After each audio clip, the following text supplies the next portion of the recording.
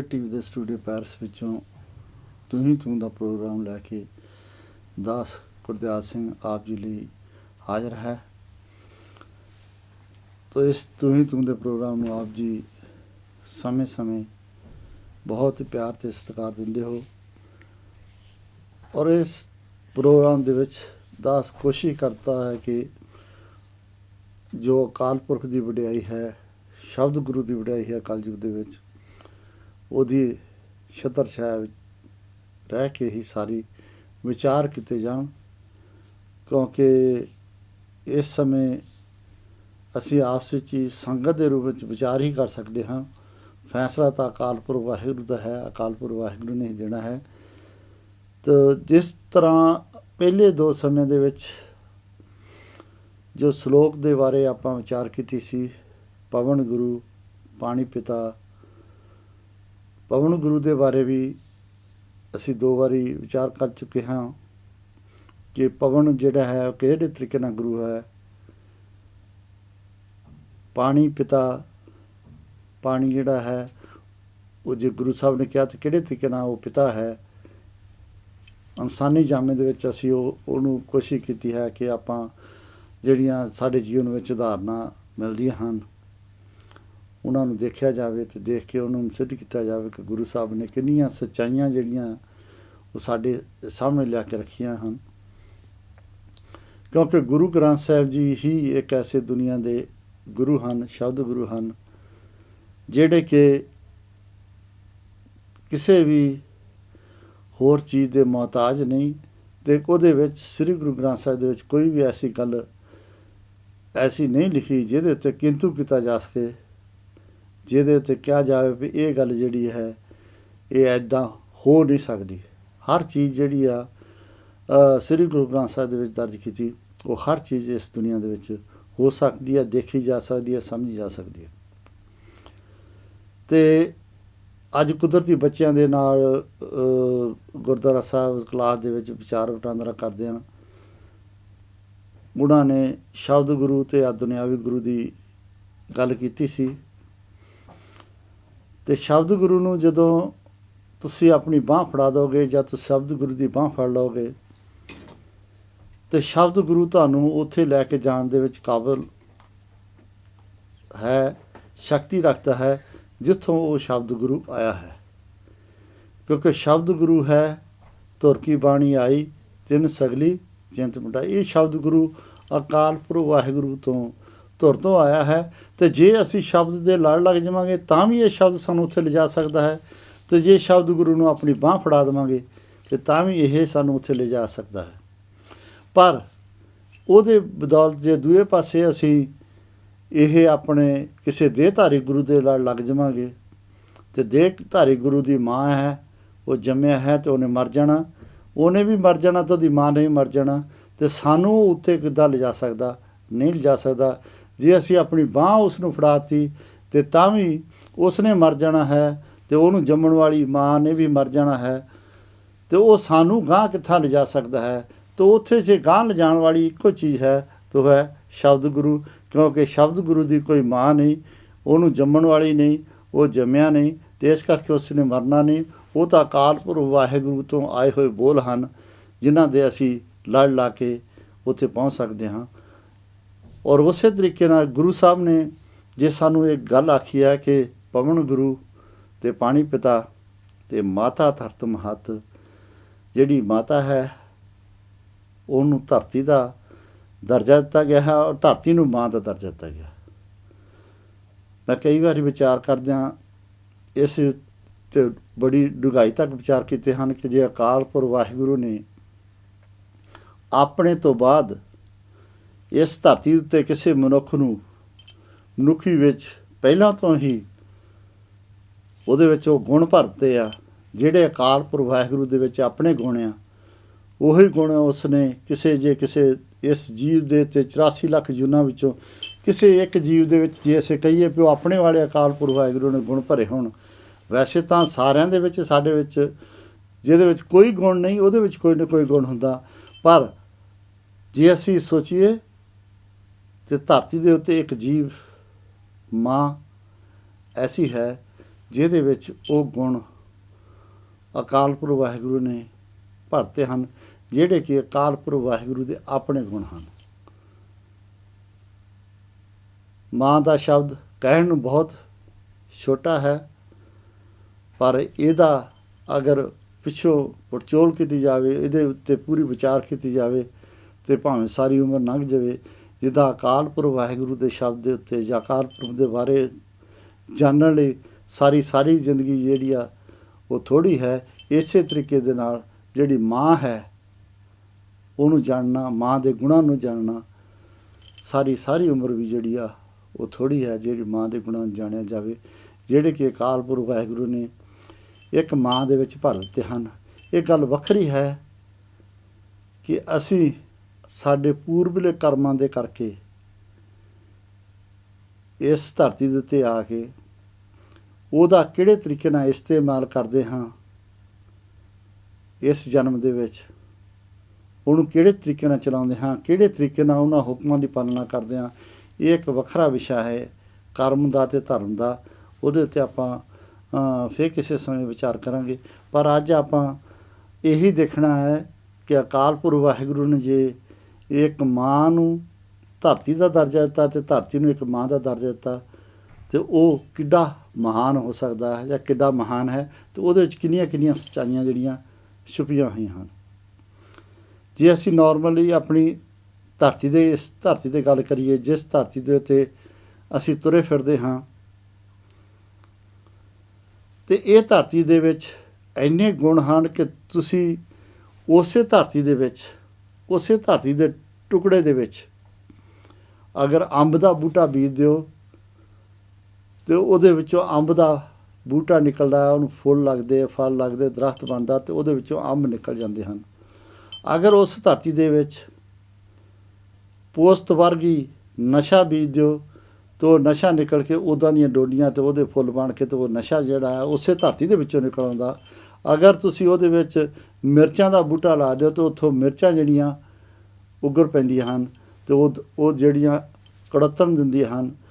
ਜੋ ਵੀ ਅਸੀਂ ਇਸ ਧਰਤੀ ਦੇ ਵਿੱਚ ਬੀਜਦੇ ਹਾਂ ਉਹ ਇਹਦੇ ਵਿੱਚੋਂ ਉੱਗਰ ਪੈਂਦਾ। ਅਤੇ ਜੇ ਅਸੀਂ ਇਹਨੂੰ ਦੂਜੇ ਤਰੀਕੇ ਨਾਲ ਵੀ ਆਪਾਂ ਸਿੱਧ ਕਰਨ ਦੀ ਸੋਚਣ ਦੀ ਕੋਸ਼ਿਸ਼ ਕਰੀਏ ਕਿ ਜਿਹੜਾ ਸਾਡਾ ਸਰੀਰ ਹੈ ਇਹ ਵੀ ਇਸ ਧਰਤੀ ਵਿੱਚੋਂ ਪੈਦਾ ਹੋਇਆ, ਔਰ ਇਹ ਸਰੀਰ ਦੇ ਵਿੱਚ ਵੀ ਇਸੇ ਤਰੀਕੇ ਨਹੀਂ ਹੈ ਕਿ ਜਿਹੜੇ ਗੁਣ ਅਸੀਂ ਇਸ ਸਰੀਰ ਦੇ ਵਿੱਚ ਪਾਵਾਂਗੇ ਉਹੀ ਇਸ ਸਰੀਰ ਦੇ ਵਿੱਚੋਂ ਗੁਣ ਜਿਹੜੇ ਆ ਉਹ ਬਾਹਰ ਆਉਂਦੇ।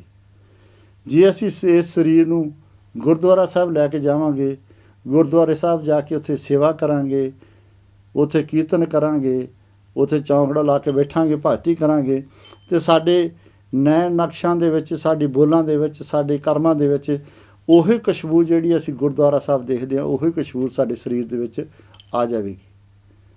ਤੁਸੀਂ ਪਰਖ ਕੇ ਦੇਖ ਸਕਦੇ ਹਾਂ। ਅਗਰ ਅਸੀਂ ਇਸੇ ਸਰੀਰ ਨੂੰ ਕਿਸੇ ਕਲੱਬ ਦੇ ਵਿੱਚ, ਕਿਸੇ ਡਿਸਕੋ ਦੇ ਵਿੱਚ, ਕਿਸੇ ਐਸੀ ਵੀਰਵਾਰ ਦੇ ਵਿੱਚ ਲੈ ਕੇ ਜਾਂਦੇ ਜਿੱਥੇ ਸਿਗਰਟਾਂ, ਸ਼ਰਾਬਾਂ ਅਤੇ ਨਾਚ ਗਾਣੇ ਹੁੰਦੇ ਆ, ਅਤੇ ਜਦੋਂ ਅਸੀਂ ਉੱਥੋਂ ਬਾਹਰ ਨਿਕਲਾਂਗੇ ਅਤੇ ਸਾਡੇ ਸਰੀਰ ਦੇ ਵਿੱਚੋਂ ਵੀ ਉਹੀ ਬਦਬੂਆਂ, ਉਹੀ ਜਿਹੜੀ ਉੱਥੇ ਗੰਦਗੀ ਆ ਉਹੀ ਸਾਡੇ ਸਰੀਰ ਵਿੱਚੋਂ ਆ ਗਈ, ਅਤੇ ਸਾਡਾ ਸਰੀਰ ਉਸੇ ਗੰਦਗੀ ਦੇ ਨਾਲ ਹੋਰ ਗਾਂਹ ਤੋਂ ਗਾਂਹ ਭਰਦਾ ਜਾਵੇਗਾ। ਸਾਡੇ ਕਰਮ ਵੀ ਉਸ ਗੰਦਗੀ ਵਾਲ ਹੋ ਜਾਣਗੇ, ਕਿਉਂਕਿ ਇਹ ਸਰੀਰ ਜਿਹੜਾ ਇਸ ਧਰਤੀ ਦੇ ਵਿੱਚੋਂ ਹੀ ਪੈਦਾ ਹੋਇਆ। ਇਹ ਗੱਲ ਵੱਖਰੀ ਹੈ ਕਿ ਸਾਨੂੰ ਇੱਕ ਮਾਂ ਨੇ ਜਨਮ ਦਿੱਤਾ ਹੈ, ਪਰ ਉਸ ਤੋਂ ਬਾਅਦ ਜਨਮ ਤੋਂ ਦੇਣ ਤੋਂ ਬਾਅਦ ਇਸ ਧਰਤੀ ਦੇ ਵਿੱਚੋਂ ਜਿਹੜੇ ਜੀਵ ਖਾਧਾ ਪੀਤਾ ਜੋ ਕੁਛ ਵੀ ਹੈ ਇਸ ਧਰਤੀ ਵਿੱਚੋਂ ਪੈਦਾ ਹੈ। ਜਦੋਂ ਅਸੀਂ ਕਹਿੰਦੇ ਹਾਂ ਇਹ ਜਿਹੜਾ ਸਰੀਰ ਹੈ ਮਿੱਟੀ ਹੈ, ਇੱਕ ਮਿੱਟੀ ਦਾ ਪੁਤਲਾ ਹੈ, ਕੈਸੇ ਨੱਚਦਾ ਹੈ, ਇਹ ਕਿੱਦਾਂ ਨੱਚਦਾ। ਅਸੀਂ ਖਾਣੇ ਪੀਣੇ ਜੋ ਕੁਛ ਵੀ ਹਾਂ ਉਹ ਸਾਰਾ ਇਸ ਧਰਤੀ ਵਿੱਚੋਂ ਸਾਨੂੰ ਪ੍ਰਾਪਤ ਹੋਇਆ, ਇਸ ਧਰਤੀ ਦੇ ਵਿੱਚ ਪ੍ਰਾਪਤ ਹੈ। ਇਹ ਵੀ 5 ਤੱਤਾਂ ਦਾ ਹੀ ਬਣਿਆ ਸਰੀਰ ਆ, ਅਤੇ ਇਹਦੇ ਵਿੱਚ ਵੀ ਜੋ ਬੀਜਾਂਗੇ ਉਸੇ ਤਰੀਕਾ ਦਾ ਇਹਦੇ ਵਿੱਚੋਂ ਨਿਕਲਦਾ। ਅਤੇ ਜਿਹੜੀ ਧਰਤੀ ਆ ਜਿਹਦੇ 'ਤੇ ਅਸੀਂ ਤੁਰੇ ਫਿਰਦੇ ਹਾਂ ਉਹਦੇ ਵਿੱਚ ਵੀ ਅਸੀਂ ਜੋ ਬੀਜਾਂਗੇ, ਜਿੱਦਾਂ ਦਾ ਬੀਜਾਂਗੇ ਉੱਦਾਂ ਦਾ ਹੀ ਉਹਦੇ ਵਿੱਚੋਂ ਪ੍ਰਾਪਤ ਹੋ ਜਾਂਦਾ, ਉੱਦਾਂ ਦਾ ਹੀ ਉਹਦੇ ਵਿੱਚੋਂ ਉਹ ਖੜਦਾ। ਇਸੇ ਤਰੀਕੇ ਦੇ ਨਾਲ ਪਰ ਧਰਤੀ ਇੱਕ ਐਡੀ ਜ਼ਿਆਦਾ ਮਹਾਨ ਹੈ ਕਿ ਅਸੀਂ ਆਪਣੇ ਜੀਵਨ ਦੇ ਵਿੱਚ ਹਮੇਸ਼ਾ ਇਸ ਧਰਤੀ ਦੇ ਉੱਤੇ ਚੰਗੀਆਂ ਮਾੜੀਆਂ ਗੰਦੀਆਂ ਚੀਜ਼ਾਂ ਜਿਹੜੀਆਂ ਸਿੱਟਦੇ ਰਹਿੰਦੇ ਹਾਂ, ਪਰ ਇਹ ਧਰਤੀ ਜਿਹੜੀ ਆ ਸਾਨੂੰ ਉਹਦੇ ਬਦਲੇ ਦੇ ਵਿੱਚ ਹਮੇਸ਼ਾ ਚੰਗੀਆਂ ਚੀਜ਼ਾਂ ਹੀ ਦਿੰਦੀ ਹੈ। ਮਾੜੀਆਂ ਚੀਜ਼ਾਂ, ਬਦਬੂ ਵਾਲੀਆਂ ਚੀਜ਼ਾਂ, ਭੈੜੀਆਂ ਚੀਜ਼ਾਂ ਜਿਹੜੀਆਂ ਉਹਨਾਂ ਨੂੰ ਆਪਣੇ ਵਿੱਚ ਜਜ਼ਬ ਕਰ ਲੈਂਦੀ ਆ। ਕਿੱਡੀ ਮਹਾਨ ਹੈ ਇਹ ਧਰਤੀ, ਕਦੀ ਇਹਨੇ ਗਿਲਾ ਨਹੀਂ ਕੀਤਾ, ਕਦੀ ਇਹਨੇ ਗੁੱਸਾ ਨਹੀਂ ਕੀਤਾ ਕਿ ਤੂੰ ਮੇਰੇ ਉੱਤੇ ਆ ਗੰਦ ਸਿੱਟਿਆ ਅਤੇ ਤੈਨੂੰ ਵੀ ਮੈਂ ਹੁਣ ਗੰਦ ਹੀ ਦੇਣਾ ਖਾਣ ਲਈ, ਤੈਨੂੰ ਮੈਂ ਚੰਗੀ ਚੀਜ਼ ਨਹੀਂ ਦੇਣੀ। ਇਨਸਾਨ, ਅਸੀਂ ਇਨਸਾਨ ਹੁੰਦੇ ਹੋਏ ਇਸ ਪਵਿੱਤਰ ਧਰਤੀ ਨੂੰ ਕਿੰਨਾ ਕੁਛ ਗੰਦਾ ਕਰਦੇ ਹਾਂ, ਪਰ ਇਹ ਧਰਤੀ ਜਿਹੜੀ ਆ ਉਹਦੇ ਵਿੱਚ ਕਿੰਨੀ ਨਿਮਰਤਾ ਆ, ਜਿਹੜੀ ਸਾਨੂੰ ਕਦੀ ਉਹਦਾ ਉੱਦਾਂ ਦਾ ਜਵਾਬ ਨਹੀਂ ਦਿੰਦੀ ਜਿੱਦਾਂ ਦਾ ਅਸੀਂ ਉਹਦੇ ਨਾਲ ਕਰਦੇ। ਔਰ ਸਾਰੀ ਉਮਰ ਅਸੀਂ ਉਸੇ ਚੱਕਰ ਦੇ ਵਿੱਚ ਉਸੇ ਤਰੀਕੇ ਨਾਲ ਹੀ ਕਰਦੇ ਰਹਿੰਦੇ ਹਾਂ। ਇਸ ਧਰਤੀ ਨੇ ਕਦੀ ਨਹੀਂ ਆਖਿਆ ਵੀ ਤੂੰ ਮੁਸਲਮਾਨ ਆ, ਤੂੰ ਹਿੰਦੂ ਆ, ਤੂੰ ਸਿੱਖ ਆ, ਤੂੰ ਨੀਚ ਆ, ਤੂੰ ਉੱਚ ਆ। ਹਰ ਇਨਸਾਨ ਜੋ ਵੀ ਪੈਦਾ ਹੋਇਆ, ਚਾਹੇ ਉਹ ਕਿਸੇ ਬ੍ਰਾਹਮਣ ਦੇ ਘਰ ਪੈਦਾ ਹੋਇਆ, ਚਾਹੇ ਉਹ ਕਿਸੇ ਸ਼ੂਦਰ ਦੇ ਘਰ ਪੈਦਾ ਹੋਇਆ, ਚਾਹੇ ਉਹ ਕਿਸੇ ਮੁਸਲਮਾਨ ਦੇ ਘਰ ਪੈਦਾ ਹੋਇਆ, ਚਾਹੇ ਕਿਸੇ ਹਿੰਦੂ ਦੇ ਘਰ ਪੈਦਾ ਹੋਇਆ, ਚਾਹੇ ਕਿਸੇ ਸਿੱਖ ਦੇ ਘਰ ਪੈਦਾ ਹੋਇਆ, ਇਹ ਧਰਤੀ ਨੇ ਸਾਰਿਆਂ ਨੂੰ ਹੀ ਆਪਣੇ ਉੱਤੇ ਤੁਰਨ ਫਿਰਨ ਦੀ ਪੂਰਨ ਤੌਰ 'ਤੇ ਅੱਗੇ ਦਿੱਤੀ। ਐਸਾ ਨਹੀਂ ਕਦੀ ਵੀ ਹੋਇਆ ਵੀ ਬ੍ਰਾਹਮਣ ਦਾ ਦੇਖ ਕੇ ਧਰਤੀ ਜਿਹੜੀ ਆ ਸਾਫ਼ ਸੁਥਰੀ ਹੋਏ ਅਤੇ ਕਿਸੇ ਸ਼ੂਦਰ ਨੂੰ ਦੇਖ ਕੇ ਧਰਤੀ ਜਿਹੜੀ ਆ ਖੂਹ ਬਣ ਜਾਵੇ। ਐਸਾ ਕਦੀ ਨਹੀਂ ਹੋਇਆ।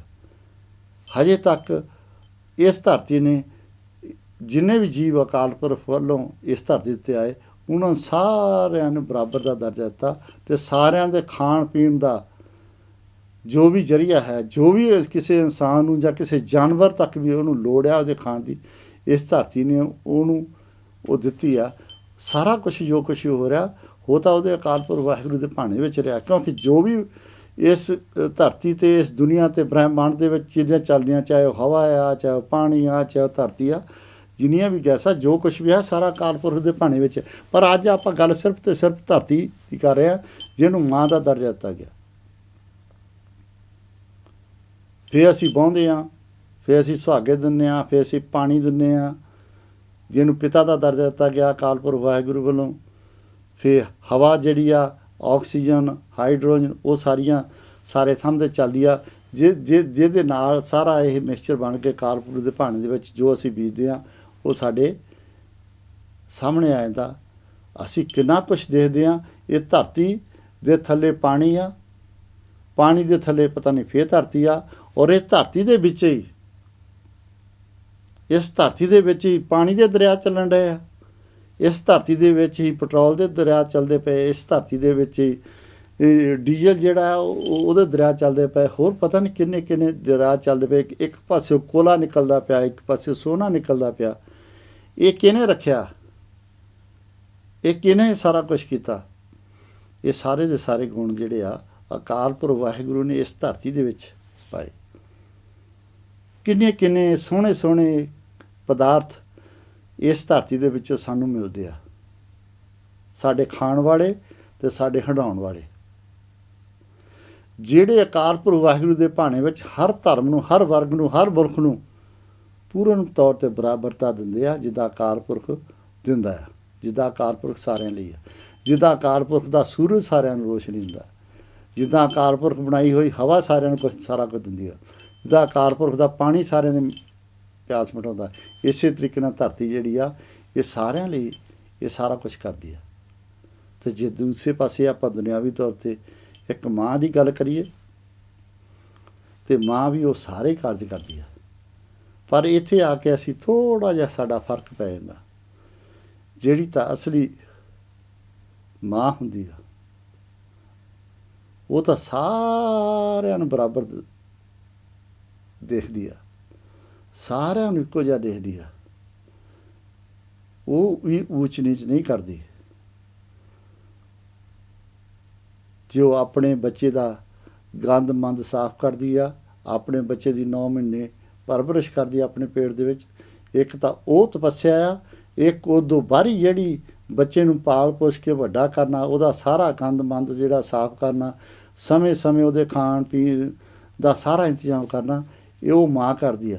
ਪਰ ਕੁਛ ਮਾਵਾਂ ਜਿਹੜੀਆਂ ਆ ਉਹਨਾਂ ਦਾ ਹਿਰਦਾ ਵੀ ਇੰਨਾ ਵਿਸ਼ਾਲ ਹੁੰਦਾ ਆ, ਜਿਹੜੀਆਂ ਆਪਣਾ ਪਰਾਇਆ ਨਹੀਂ ਦੇਖਦੀਆਂ, ਹਰ ਬੱਚੇ ਨੂੰ ਆਪਣਾ ਬੱਚਾ ਸਮਝ ਕੇ ਉਹਦਾ ਮਾਣ ਅਤੇ ਸਤਿਕਾਰ ਪਿਆਰ ਕਰਦੀਆਂ। ਉਹ ਗੁਣ ਜਿਹੜਾ ਧਰਤੀ ਮਾਂ ਦੇ ਵਿੱਚ ਆ, ਉਹ ਗੁਣ ਅਕਾਲ ਪੁਰਖ ਵਾਹਿਗੁਰੂ ਨੇ ਉਸ ਮਾਂ ਦੇ ਵਿੱਚ ਰੱਖਿਆ। ਜਦੋਂ ਬੱਚਾ ਛੋਟਾ ਜਿਹੜਾ ਦੁਨੀਆ ਦੀ ਧਰਤੀ ਵਿੱਚੋਂ ਕੋਈ ਉਪਜਾਈ ਹੋਈ ਚੀਜ਼ ਨਹੀਂ ਖਾ ਸਕਦਾ, ਕੋਈ ਵੀ ਧਰਤੀ ਵਿੱਚੋਂ ਪੈਦਾ ਹੋਈ ਚੀਜ਼ ਨਹੀਂ ਖਾ ਸਕਦਾ, ਜਿੰਨੀ ਦੇਰ ਉਹ ਧਰਤੀ ਵਿੱਚੋਂ ਪੈਦਾ ਹੋਈ ਚੀਜ਼ ਨਹੀਂ ਖਾ ਸਕਦਾ, ਅਕਾਲ ਪੁਰਖ ਵਾਹਿਗੁਰੂ ਨੇ ਉਹ ਸਾਰੇ ਦੇ ਸਾਰੇ ਪਦਾਰਥ ਜਿਹੜੇ ਆ ਮਾਂ ਦੇ ਦੁੱਧ ਵਿੱਚ ਪਾਤੇ ਆ, ਤਾਂ ਕਿ ਉਹ ਮਾਂ ਦਾ ਦੁੱਧ ਪੀ ਕੇ ਉਸ ਤੱਕ ਕਾਬਲ ਹੋ ਜਾਂਦਾ ਜਿੱਥੇ ਤੱਕ ਇਸ ਧਰਤੀ ਦੇ ਉੱਤੇ ਤੁਰਨ ਵਾਲਾ ਹੋ ਜਾਂਦਾ, ਧਰਤੀ ਤੋਂ ਪੈਦਾ ਹੋਈ ਚੀਜ਼ਾਂ ਖਾਣ ਵਾਲਾ ਹੁੰਦਾ। ਉਦੋਂ ਤੱਕ ਉਸ ਮਾਂ ਦੇ ਦੁੱਧ ਵਿੱਚੋਂ ਉਹ ਸਾਰੀਆਂ ਤਾਕਤਾਂ, ਸਾਰੇ ਵਿਟਾਮਿਨ ਜਿਹੜੇ ਉਸ ਬੱਚੇ ਨੂੰ ਮਿਲਦੇ ਆ। ਕਿੱਡਾ ਸਿਸਟਮ ਅਕਾਲ ਪੁਰਖ ਵਾਹਿਗੁਰੂ ਨੇ ਬਣਾਇਆ ਕਿ ਜੋ ਵੱਡਾ ਹੋ ਕੇ ਇਨਸਾਨ ਇਸ ਧਰਤੀ ਵਿੱਚੋਂ ਖਾਂਦਾ ਆ, ਇਸ ਧਰਤੀ ਵਿੱਚੋਂ ਲੈਂਦਾ ਆ, ਪ੍ਰਾਪਤ ਕਰਦਾ, ਚਾਹੇ ਉਹ ਕਿਸੇ ਤਰੀਕੇ ਨਾਲ ਨੈਚੁਰਲ ਤੌਰ 'ਤੇ ਹੋਈ ਹੋਵੇ ਜਾਂ ਅਸੀਂ ਆਪ ਬੀਜੀ ਹੋਵੇ, ਜਿਹੜੇ ਸਾਡੇ ਜੀਵਨ ਨੂੰ ਗਾਂਹ ਵਧਾਉਂਦੀ ਆ, ਜਿਹੜੇ ਸਾਡੇ ਜੀਵਨ ਨੂੰ ਗਾਂਹ ਲੈ ਕੇ ਜਾਂਦੀ ਆ। ਪਰ ਦੂਏ ਪਾਸੇ ਜਿਹੜਾ ਬੱਚਾ, ਛੋਟਾ ਬੱਚਾ, ਜੰਮਦਾ ਬੱਚਾ, ਉਹ ਖਾ ਨਹੀਂ ਸਕਦਾ, ਉਹ ਪੀ ਨਹੀਂ ਸਕਦਾ, ਉਹਦੇ ਕੋਲ ਕੋਈ ਸਮਰੱਥਾ ਨਹੀਂ, ਬਚਪਨ ਆਇਆ। ਪਰ ਅਕਾਲ ਪੁਰਖ ਵਾਹਿਗੁਰੂ ਨੇ ਇਸ ਸਰੀਰ ਰੂਪੀ ਮਾਂ ਦੇ ਵਿੱਚ ਇੰਨੇ ਉਹ ਸਾਰੇ ਦੇ ਸਾਰੇ ਤੱਤ, ਉਹ ਸਾਰੇ ਦੇ ਸਾਰੇ ਗੁਣ ਉਸ ਮਾਂ ਦੇ ਦੁੱਧ ਦੇ ਵਿੱਚ ਪਾਤੇ ਆ ਕਿ ਉਹ ਬੱਚਾ ਜਿਹੜਾ ਉਹ ਦੁੱਧ ਪੀ ਕੇ ਵੱਡਾ ਹੋ ਸਕਦਾ। ਅਤੇ ਮਾਂ ਆਪਣੇ ਬੱਚੇ ਦੀ ਹਰ ਬੁਰਾਈ ਜਿਹੜੀ ਆ, ਉਹ ਬੱਚਾ ਕਿੰਨਾ ਵੀ ਗੰਦ ਮਾਂ ਦੇ ਉੱਤੇ ਸਿੱਟ ਦੇਵੇ, ਕਿੰਨੀਆਂ ਵੀ ਬੱਚਾ ਗਲਤੀਆਂ ਕਰਦੇ, ਮਾਂ ਹਮੇਸ਼ਾ ਉਸ ਬੱਚੇ ਨੂੰ ਪਾਲੂਗੀ, ਪੋਸੂਗੀ, ਉਹਨੂੰ ਸਫਾਈ ਰੱਖੂਗੀ। ਜੇ ਉਹ ਕਿਤੇ ਰਾਤ ਨੂੰ ਉਹਨੇ ਟੋਇਲਟ ਕਰਤੀ ਜਾਂ ਪਿਸ਼ਾਬ ਕਰਤਾ, ਉਹਦੀ ਸਫਾਈ ਕਰਕੇ ਆਪ ਗਿੱਲੀ ਜਗ੍ਹਾ 'ਤੇ ਪੈ ਜਾਊਗੀ, ਪਰ ਆਪਣੇ ਬੱਚੇ ਨੂੰ ਜਿਹੜੀ ਆ ਉਹ ਸੁੱਕੀ ਜਗ੍ਹਾ 'ਤੇ ਪਾਓ। ਮਾਂ ਆਪ ਭੁੱਖਾ ਕੱਟ ਲਊਗੀ, ਪਰ ਆਪ ਦੁੱਖ ਕੱਟ ਲਊਗੀ। ਉਹ ਕਦੀ ਨਹੀਂ ਚਾਹੂਗੀ ਕਿ ਉਹਦਾ ਬੱਚਾ ਜਿਹੜਾ ਉਹ ਰੋਵੇ ਜਾਂ ਉਹਦਾ ਬੱਚਾ ਜਿਹੜਾ ਭੁੱਖਾ ਰਵੇ। ਇਸੇ ਤਰੀਕੇ ਨਾਲ ਅਕਾਲ ਪੁਰਖ ਵਾਹਿਗੁਰੂ ਨੇ ਜਿਹੜੀ ਧਰਤੀ ਮਾਂ ਦਿੱਤੀ ਆ, ਉਹ ਵੀ ਇਹੀ ਕੰਮ ਕਰਦੀ ਆ। ਪਿਛਲੇ ਸਮਿਆਂ ਦੇ ਵਿੱਚ ਬਹੁਤ ਸਾਰੇ ਜਿਹੜੇ ਸੀਗੇ ਰਿਸ਼ੀ ਮੁਨੀ ਆਮ ਤੌਰ 'ਤੇ ਜੰਗਲਾਂ ਨੂੰ ਚਲੇ ਜਾਂਦੇ ਸੀਗੇ, ਔਰ ਜੰਗਲਾਂ ਨੂੰ ਜਾ ਕੇ ਉਹ ਆਪਣੇ ਨਾਲ ਜਿੱਦਾਂ ਹੁਣ ਆ ਸਿਸਟਮ ਗੱਡੀ ਭਰ ਕੇ, ਇੱਦਾਂ ਉਹ ਕੁਛ ਨਹੀਂ ਸੀ ਲਿਜਾ ਸਕਦੇ। ਜਦੋਂ ਜੰਗਲਾਂ ਨੂੰ ਚਲ ਜਾਂਦੇ ਸੀ ਭਗਤੀ ਕਰਨ ਅਕਾਲ ਪੁਰਖ ਦੇ ਵਾਹਿਗੁਰੂ ਦੇ ਭਾਣੇ ਵਿੱਚ, ਉਹ ਆਪਣੇ ਨਾਲ ਕੁਛ ਬੰਨ੍ਹ ਕੇ ਨਹੀਂ ਲਿਜਾ ਸਕਦੇ। ਤਾਂ ਅੱਜ ਦੀ ਤਰ੍ਹਾਂ ਥਾਂ ਥਾਂ ਦੇ ਉੱਤੇ ਪੈਟਰੋਲ ਪੰਪ 'ਚ ਬਣੇ ਜਾਂ ਥਾਂ ਦੁਕਾਨਾਂ ਨਹੀਂ ਸੀਗੀਆਂ, ਉਹ ਤਾਂ ਰੱਬ ਦੇ ਆਸਰਿਆਂ ਤੁਰੇ ਜਾਂਦੇ ਸੀ।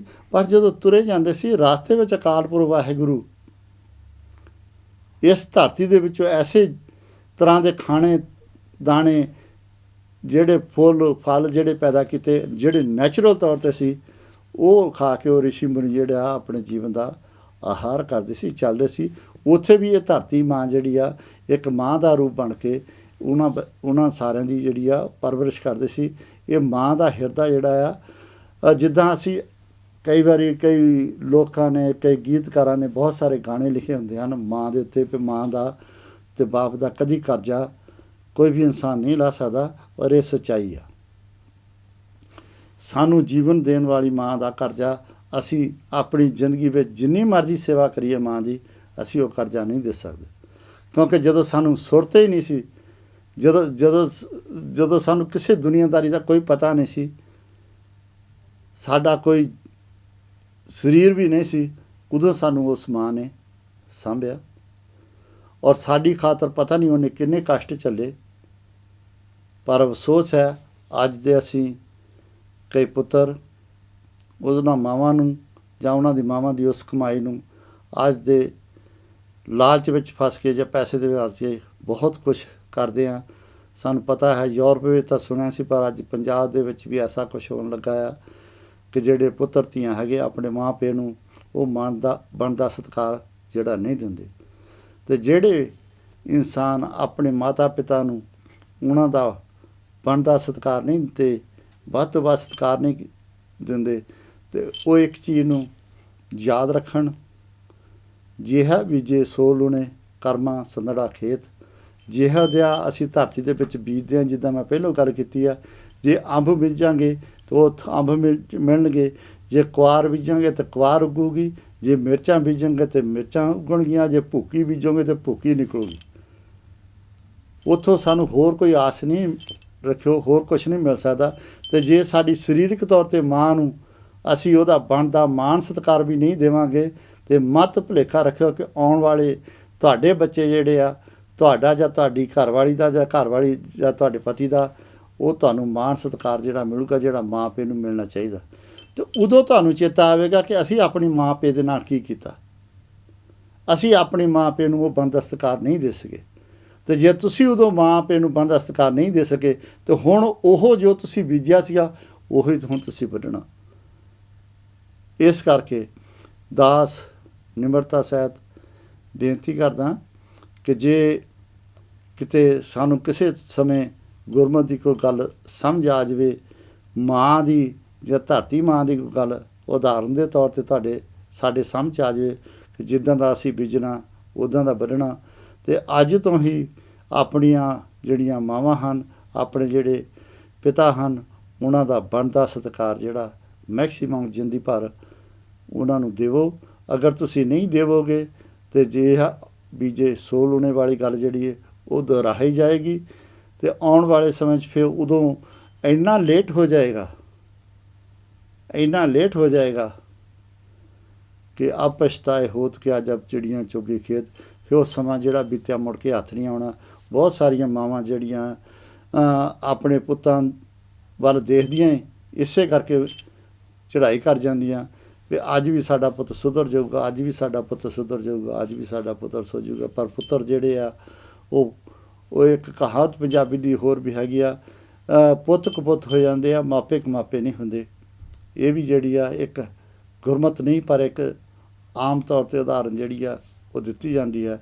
ਇਹਨੂੰ ਵੀ ਸਾਨੂੰ ਜ਼ਰੂਰ ਸਮਝਣਾ ਚਾਹੀਦਾ। ਅਤੇ ਸਾਨੂੰ ਇਸ ਧਰਤੀ ਮਾਂ ਦੇ ਉੱਤੋਂ ਜਿਹਨੇ ਕਦੀ ਦੁੱਖ ਦਿੱਤਾ ਹੀ ਨਹੀਂ, ਅਸੀਂ ਉਹਨੂੰ ਕਦੀ ਸੁੱਖ ਦੇਣ ਦੀ ਕੋਸ਼ਿਸ਼ ਕੀਤੀ ਹੀ ਨਹੀਂ। ਅਸੀਂ ਤਾਂ ਪੰਜਾਬ ਦੀ ਧਰਤੀ ਨੂੰ ਉਹਦੇ ਵਿੱਚ ਤਰ੍ਹਾਂ ਤਰ੍ਹਾਂ ਦੀਆਂ ਖਾਦਾਂ ਪਾ ਕੇ, ਸਪਰੇਆਂ ਸਿੱਟ ਕੇ ਉਹਦਾ ਜਿਹੜਾ ਨੈਚੁਰਲ ਸਿਸਟਮ ਆ ਉਹਨੂੰ ਵੀ ਖਰਾਬ ਕਰ ਲਿਆ। ਪਰ ਇਸੇ ਤਰੀਕੇ ਨਾਲ ਸਾਡੇ ਨੌਜਵਾਨਾਂ ਨੇ, ਸਾਡੇ ਉੱਥੇ ਦੇ ਬਜ਼ੁਰਗਾਂ ਨੂੰ ਵੀ ਉਹ ਮਾਣ ਸਤਿਕਾਰ ਨਹੀਂ ਦਿੱਤਾ। ਰੋਜ਼ ਅਸੀਂ ਅਖਬਾਰਾਂ ਵਿੱਚ ਸਾਨੂੰ ਪੜ੍ਹਨ ਨੂੰ ਮਿਲਦਾ ਜਿਹੜਾ ਕਿ ਉਹਨਾਂ ਨੂੰ ਮਿਲਣਾ ਚਾਹੀਦਾ ਸੀ। ਅਤੇ ਜਿਹੜੀਆਂ ਉਹਨਾਂ ਮਾਤਾ ਪਿਤਾ ਦੇ ਕੋਲੋਂ ਅਸੀਸਾਂ ਮਿਲਣੀਆਂ ਸੀ, ਉਹਨਾਂ ਦੀ ਕੋਈ ਕੀਮਤ ਨਹੀਂ ਜੇ ਹੁੰਦੀ। ਅਸੀਂ ਗੁਰਦੁਆਰਿਆਂ ਵਿੱਚ ਜਾ ਕੇ ਬੜੇ ਅਰਦਾਸਾਂ ਕਰਾਉਂਦੇ ਹਾਂ, ਬੜੇ ਅਖੰਡ ਪਾਠ ਕਰਾਉਂਦੇ ਹਾਂ, ਬੜੇ ਗੁਰਦੁਆਰੇ ਬਣਾ ਦਿੰਦੇ ਹਾਂ, ਪਰ ਕਈ ਵਾਰੀ ਅਸੀਂ ਆਪਣੇ ਮਾਤਾ ਪਿਤਾ ਦੀਆਂ ਅਸੀਸਾਂ ਤੋਂ ਵਾਂਝੇ ਰਹਿ ਜਾਂਦੇ ਹਾਂ। ਔਰ ਮੈਂ ਆਪ ਜੀ ਨੂੰ ਬੇਨਤੀ ਕਰਦਾ ਹਾਂ, ਜੋ ਤੁਹਾਨੂੰ ਕਿਸੇ ਗਰੀਬ ਦੀ ਅਸੀਸ ਦੇ ਸਕਦੀ ਆ, ਉਹਨੂੰ ਸਿਰਫ ਰੋਟੀ ਖਵਾਈ ਹੋਈ ਜਾਂ ਮੌਕੇ ਦੇ ਉੱਤੇ ਉਹਨੂੰ ਸਹਾਰਾ ਦਿੱਤਾ, ਕਿਸੇ ਵੀ ਗਰੀਬ ਨੂੰ, ਉਹਦੀ ਜਾਤ ਦਾ ਕੋਈ ਵਾਸਤਾ ਨਹੀਂ ਗਾ, ਕੋਈ ਵੀ ਗਰੀਬ ਹੋਵੇ ਜਿਹਦੀ ਤੁਸੀਂ ਕਿਸੇ ਤਰੀਕੇ ਨਾਲ ਮਦਦ ਕਰ ਸਕਦੇ ਹੋ। ਇਹ ਸਿੱਖ ਦਾ ਇੱਕ ਧਰਮ ਆ, ਇੱਕ ਸਿੱਖ ਦਾ ਫਰਜ਼ ਆ। ਅਤੇ ਜਦੋਂ ਤੁਸੀਂ ਉਹਨੂੰ ਜਾ ਕੇ ਉਹਦੀ ਬਾਂਹ ਫੜ ਲਓਗੇ, ਇੰਨੇ ਵਿੱਚ ਹੀ ਉਹ ਗਰੀਬ ਦਾ ਹੌਸਲਾ ਕਿੱਡਾ ਵੱਧ ਜਾਂਦਾ ਅਤੇ ਉਹਨੂੰ ਕਿੰਨਾ ਸਹਾਰਾ ਮਿਲ ਜਾਂਦਾ, ਅਤੇ ਤੁਹਾਡੀ ਅਸੀਸਾਂ ਦੇ ਨਾਲ ਤੁਹਾਡੀ ਜਿਹੜੀ ਆ ਉਹ ਝੋਲੀ ਭਰ ਦਿੰਦਾ। ਅਤੇ ਉਹ ਜਿਹੜੀਆਂ ਅਸੀਸਾਂ ਆ ਪੈਸੇ ਦੇ ਕੇ ਨਹੀਂ ਮਿਲ ਸਕਦੀਆਂ। ਜੇ ਤੁਸੀਂ ਚਾਹੋ ਵੀ ਮੈਂ ਹੁਣ ਕਿੰਨੇ ਅਖੰਡ ਪਾਠ ਕਰਾ ਲਏ ਆ, ਅਤੇ ਉਹ ਅਖੰਡ ਪਾਠ ਕਰਾ ਕੇ ਹੁਣ ਮੈਂ ਬਹੁਤ ਕੁਝ ਪ੍ਰਾਪਤ ਕਰ ਸਕਦਾ। ਗ੍ਰੰਥੀ ਸਾਹਿਬ ਨੇ ਮੇਰੀ ਅਰਦਾਸ ਬਹੁਤ ਵੱਡੀ ਅਤੇ ਬੜੀ ਲੰਮੀ ਚੌੜੀ ਕੀਤੀ ਆ, ਕੁਛ ਪ੍ਰਾਪਤ ਨਹੀਂ ਜੀ ਹੋਣ ਵਾਲਾ। ਜੇ ਤੁਸੀਂ ਆਪਣੀ ਮਾਂ ਦੀ ਕਦਰ ਨਹੀਂ ਕੀਤੀ, ਆਪਣੇ ਮਾਂ ਦੇ ਕਹਿਣੇ 'ਚ ਰਹੇ, ਮਾਂ ਦੀਆਂ ਅਸੀਸਾਂ ਨੇ ਲਈਆਂ, ਇਸ ਧਰਤੀ ਮਾਂ ਦਾ ਜਿਹੜਾ ਆ ਉਹ ਵੀ ਕਰਜ਼ ਨਹੀਂ ਦਿੱਤਾ, ਅਤੇ ਜਿਹੜੀ ਮਾਂ ਨੇ ਤੁਹਾਨੂੰ ਜੰਮਿਆ, ਪਾਲਿਆ, ਪੋਸਿਆ, ਵੱਡਾ ਕੀਤਾ, ਉਹਦਾ ਵੀ ਕਰਜ਼ ਨਹੀਂ ਦਿੱਤਾ। ਜੇ ਇਹ ਕਰਜ਼ ਦੋਨੇ ਲੈ ਕੇ ਅਸੀਂ ਇਸ ਧਰਤੀ ਤੋਂ ਚੱਲ ਗਏ, ਅਤੇ ਆਉਣ ਵਾਲੇ ਜਨਮਾਂ ਦੇ ਵਿੱਚ ਜਿਹੜੀ 84 ਲੱਖ ਜੂਨ ਅਸੀਂ ਭੋਗਣੀ ਆ, ਉਹਦੇ ਵਿੱਚ ਵੀ ਇਹ ਜਿਹੜਾ ਕਰਜ਼ਾ ਆ ਉਹ ਸਾਨੂੰ ਆਪਣੀ ਮਾਂ ਦਾ ਕਰਜ਼ਾ ਦੇਣਾ ਪੈਣਾ। ਉਹ ਤੋਂ ਅਸੀਂ ਦੂਰ ਨਹੀਂ ਜਾ ਸਕਦੇ। ਉਹਦਾ ਵਜਾਨਾ ਸਾਨੂੰ ਆਉਣ ਵਾਲੇ 84 ਲੱਖ ਜੂਨਾਂ ਦੇ ਵਿੱਚ ਵੀ ਭੁਗਤਣਾ ਪੈਣਾ। ਇਸ ਕਰਕੇ ਨਿਮਰਤਾ ਸਹਿਤ ਬੇਨਤੀ ਹੈ ਕਿ ਜੇ ਕਿਤੇ ਮਾੜੀ ਮੋਟੀ ਵੀ ਸੋਝੀ ਆ ਗਈ ਹੋਵੇ, ਤਾਂ ਸਾਨੂੰ ਚਾਹੀਦਾ ਕਿ ਅਸੀਂ ਇਸ ਜਨਮ ਦੇ ਵਿੱਚ ਆਪਣੇ ਮਾਤਾ ਪਿਤਾ ਦਾ ਵੱਧ ਤੋਂ ਵੱਧ ਸਤਿਕਾਰ ਕਰੀਏ, ਕਿ ਉਹਨਾਂ ਦੇ ਮੂੰਹ ਦੇ ਵਿੱਚੋਂ ਅਸੀਸਾਂ ਨਿਕਲਣ, ਇੱਥੇ ਤੱਕ ਅਸੀਸਾਂ ਨਿਕਲਣ ਕਿ ਤੇਰੇ ਵਰਗਾ ਪੁੱਤਰ ਜਾਂ ਧੀ ਜਿਹੜੀ ਆ ਉਹ ਰੱਬ ਸਾਰਿਆਂ ਨੂੰ ਦੇਵੇ। ਅਤੇ ਫਿਰ ਤੁਹਾਡਾ ਇੱਕ ਕਰਜ਼ਾ ਜਿਹੜਾ ਮਾਂ ਦਾ ਆ ਜਾਂ ਤੁਹਾਡੇ ਪਿਤਾ ਦਾ ਆ, ਉਹ ਤੁਸੀਂ ਇਸ ਜਨਮ ਦੇ ਸਮਝ ਲਓ ਤੁਸੀਂ ਲਾਹ ਲਿਆ, ਤੁਸੀਂ ਉਸ ਪਾਸਿਓਂ ਸੁਰਖਰੂ ਹੋ ਗਏ। ਪਰ ਜਿਸ ਤਰੀਕੇ ਨਾਲ ਅਸੀਂ ਹਾਲਾਤ ਅੱਜ ਦੇਖਦੇ ਹਾਂ, ਬਹੁਤ ਔਖਾ ਹੈ, ਬਹੁਤ ਔਖਾ ਹੈ, ਬਹੁਤ ਘੱਟ ਮਾਵਾਂ ਹੈਗੀਆਂ ਇੱਦਾਂ ਦੀਆਂ ਜਿਹੜੀਆਂ ਆਪਣੇ ਜਿਹੜੇ ਪੁੱਤਰ ਧੀਆਂ ਹੈਗੇ ਉਹਨਾਂ ਨੂੰ ਅਸੀਸਾਂ ਦਿੰਦੇ, ਕਿਉਂਕਿ ਅਸੀਂ ਵਿਸਰ ਹੀ ਚੁੱਕੇ ਹਾਂ, ਉਸ ਸਿਸਟਮ ਤੋਂ ਬਾਹਰ ਜਾ ਚੁੱਕੇ ਹਾਂ। ਅਸੀਂ ਮਾਤਾ ਪਿਤਾ ਦਾ ਪਿਆਰ ਸਤਿਕਾਰ ਜਿਹੜਾ ਹੈ ਜਾਂ ਉਹਦੀ ਜਿਹੜੀ ਕੁਰਬਾਨੀ ਆ ਉਹਨੂੰ ਭੁੱਲਦੇ ਜਾ ਰਹੇ ਹਾਂ, ਉਹਨੂੰ ਵਿਸਰਦੇ ਜਾ ਰਹੇ ਹਾਂ, ਜਿਹੜੀ ਸਾਡੇ ਆਉਣ ਵਾਲੇ ਜਿਹੜੇ ਦੁੱਖਾਂ ਦਾ ਕਾਰਨ ਆ। ਅਤੇ ਜਿਹੜਾ ਗੁਰੂ ਸਾਹਿਬ ਨੇ ਸਾਨੂੰ ਅੰਤਲੇ ਸਲੋਕ ਦੇ ਵਿੱਚ ਸਲੋਕ ਪਵਨ ਗੁਰੂ ਪਾਣੀ ਪਿਤਾ ਅਤੇ ਮਾਤਾ ਧਰਤ ਮਹੱਤ ਦਾ ਜਿਹੜਾ ਸਾਨੂੰ ਵਚਨ ਦਿੱਤਾ ਹੈ, ਕਦੀ ਜਦੋਂ ਸਮਾਂ ਮਿਲੇ ਬਹਿ ਕੇ ਇਕੱਲੇ ਬਹਿ ਕੇ ਇਹਦੇ ਉੱਤੇ ਹੋਰ ਡੂੰਘਾਈ ਤੱਕ ਵਿਚਾਰਨ ਦੀ ਕੋਸ਼ਿਸ਼ ਕਰੋ ਕਿ ਜਿਹੜੀ ਮੇਰੀ ਮਾਂ ਜਿਹਨੇ ਮੈਨੂੰ ਜਨਮ ਦਿੱਤਾ, ਉਦੋਂ ਮੇਰੇ ਹਾਲਾਤ ਕੀ ਸੀ, ਉਦੋਂ ਮੈਂ ਕੀ ਸੀ ਜਦੋਂ ਉਹਨੇ ਮੈਨੂੰ ਜਨਮ ਦਿੱਤਾ। ਕਿ ਇਹ ਜਨਮ ਜਦੋਂ ਦਿੱਤਾ ਉਦੋਂ ਉਹ ਮਾਂ ਨੇ ਮੇਰਾ ਕਰਜ਼ਾ ਦੇਣਾ ਸੀ ਜਾਂ ਮੈਂ ਮਾਂ ਤੋਂ ਕੋਈ ਕਰਜ਼ਾ ਲੈਣਾ ਸੀ, ਜਿਹੜਾ ਮਾਂ ਨੇ ਮੇਰੇ ਐਡੀ ਸੇਵਾ ਸੰਭਾਲ ਕੀਤੀ, ਜਾਂ ਉਹਨੇ ਮੇਰੇ 'ਤੇ ਕੋਈ ਅਹਿਸਾਨ ਕੀਤਾ। ਇਹ ਪੂਰਬਲੇ ਕਰਮਾਂ ਦੇ ਜਿਹੜਾ ਫਲਿਆ ਅਕਾਲ ਪੁਰਖ ਵਾਹਿਗੁਰੂ ਨੇ ਕਿਰਪਾ ਕਰਕੇ ਸਾਨੂੰ ਇਹ ਜੀਵਨ ਦਿੱਤਾ ਅਤੇ ਉਹ ਸਾਨੂੰ ਮਾਂ ਦਿੱਤੀ। ਉਹ ਮਾਂ ਦਾ ਕਰਜ਼ਾ ਸਾਡੇ 'ਤੇ ਹੈਗਾ, ਨਾ ਕਿ ਐਸਾ ਸੀ ਕਿ ਉਹ ਮਾਂ ਨੇ ਸਾਡਾ ਕੋਈ ਕਰਜ਼ਾ ਦੇਣਾ ਸੀ। ਨਹੀਂ, ਇਹ ਅਕਾਲ ਪੁਰਖ ਨੇ ਕਿਰਪਾ ਕੀਤੀ, ਉਹਨੇ ਕਿਰਪਾ ਕਰਕੇ ਇਹ ਸਾਨੂੰ ਮਾਤਾ ਪਿਤਾ ਦਿੱਤੇ।